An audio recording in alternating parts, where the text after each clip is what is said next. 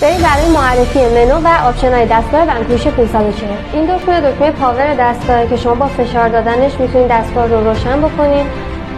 دکمه بعدی تنظیم نور سطح هست. این دکمه برای تنظیم ولوم صدای دستگاهه که شما میتونید نور کم و زیادش بکنید.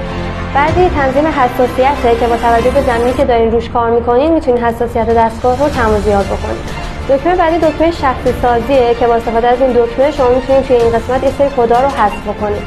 دکمه بعدی دکمه بلوتوزه که برای هدفون وایرلس استفاده میشه. این دکمه مخصوص مودای دستگاهه که این دستگاه 4 تا مود داره. مود اول مخصوص سکه هاست. مود دوم برای پیدا کردن عتیقجاته. مود بعدی برای جواهراته و در آخر مود شخصی سازیه که هر کسی میتونه تنظیمات خودش رو با توجه به کاوشی که میخواد انجام بده اعمال بکنه. دکمه بعدی اکتیو ریجکته که شما با استفاده از این دکمه میتونید یه سری از فلزات سنس شده رو حذفشون بکنید.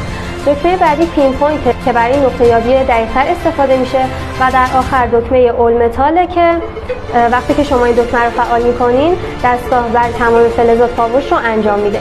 ولی اگر که این دکمه رو فشار بدین و نگهش دارین این دستگاه میتونه اثرات آهن رو حذف بکنه.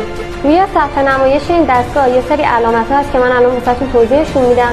توی این قسمت شما میتونید مقدار شارژ دستگاه رو ببینید.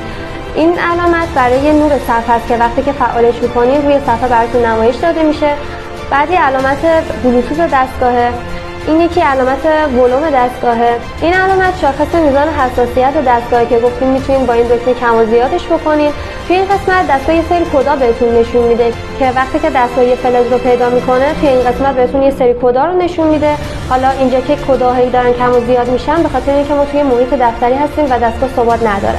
بعدی شاخص عمق دستگاهه که حالا هدفتون اگر که توی عمقای زیاد باشه تعداد این مثلث‌ها بیشتره. و در آخر مودای دستگاهه که گفتیم یه دونه مود جواهرات داره، مود شخصی سازی، مود سکه و مود عتیقجات. من توی پیجم آموزش کار با سیستم‌های برند شرکتی رو برات گذاشتم. پس اگه می‌خوای با سیستم‌های برند جهانی بیشتر آشنا بشی پیج منو فالو کن.